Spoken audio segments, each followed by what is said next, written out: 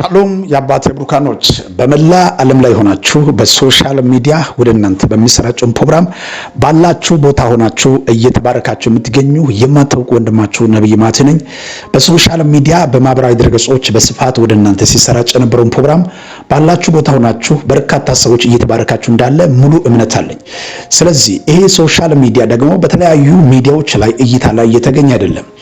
ወንጌል አማኝ ሆናችሁ እንዲሁም ቤተሰቦች በኢትዮጵያም ከኢትዮጵያም ውጭ ያላችሁ በሶሻል ሚዲያ ብዙዎች የሚባረኩ ይህንን መልእክት አንድ ሰው በቲክቶክ ቻናል ላይ 20 ጊዜ ኮፒ ሊንክ በማድረግ እንድታደርሱ በመቀጠል በዩቲዩብ ቻናል በለው ላይ በሚገኘው ሊንኩን በመንካት ቤተሰብ እንድትሆኑ ባላችሁ ቦታ ሆናችሁ በእጃችሁ በያዛችሁ ስልክ የእግዚአብሔርን ቃል በተለያዩ ጥያቄ ላይ የጸሎትን ፕሮግራም ባላችሁ ቦታ ሆናችሁ መባረክ እንደምትችሉ ሊገልጽላችሁ ወዳለሁ።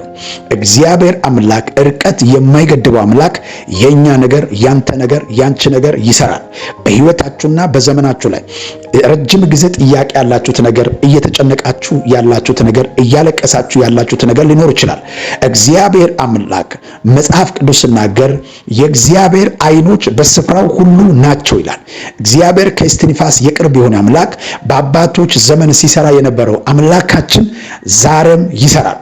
ይሄንን መልእክት ከሰማችሁ ሰዓት ጀምራችሁ በስክሪን በሚገኘው ስልኮች ኮንታክት አድርጋችሁ ባላችሁ ቦታ ሆናችሁ መባረክ የምትችሉበት የሶሻል ሚዲያ እንድትቀላቀሉ እላችኋለሁ።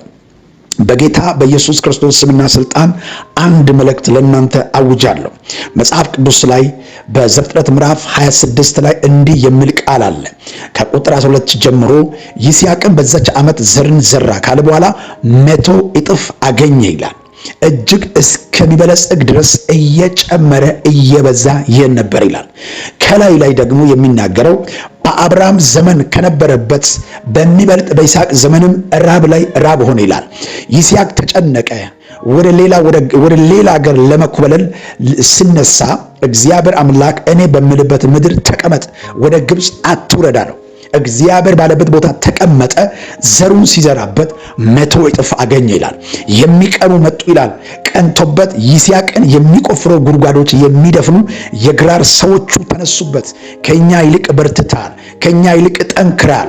ስለዚህ ብሎ በሚገፉበት ጊዜ እየገፉ መጽሐፍ ቅዱስን ከዚህ በፊትም ስለሰማችሁ ነው ማጠቃላይ እንፈልገው። ዋናው ፎንቱ እዛ ቦታ ላይ ምን ያለ መሰለ፣ ይስሐቅን ገፉና ሮቦት ላይ ይስሐቅ የተናገረው ትንቢቱ ቃል እንዲህ ነው።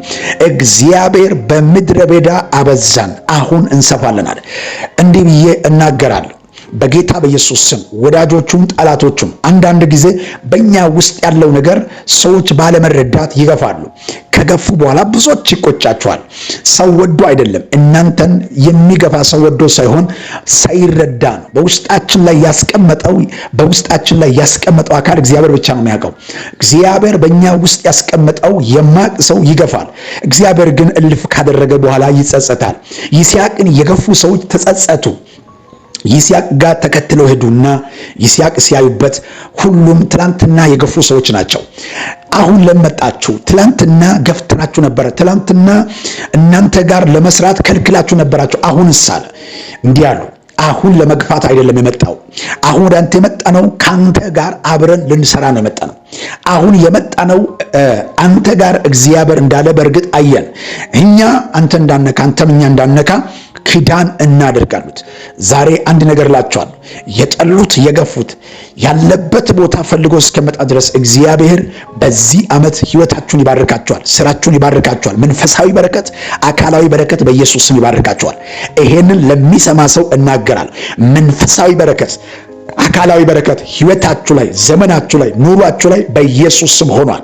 ከዚህ ደቂቃ ጀምሮ ከዚህ ሰኮንድ ጀምሮ አይምሯችሁን የሚያሳርፍ አስተሳሰባችሁን የሚያሳርፍ ህልማችሁ በኢየሱስ ስም ተረጋግቶ የሚቀጥልበት በሮቹ ተከፍቷል። ለተቀበለው ሰው ሆኗል።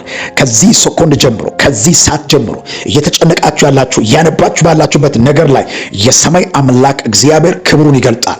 የሰማይ አምላክ እግዚአብሔር መንፈሱን በላችሁ ላይ ይገልጣል። የሰማይ አምላክ እግዚአብሔር ጸጋው በላችሁ ላይ ይገልጣል።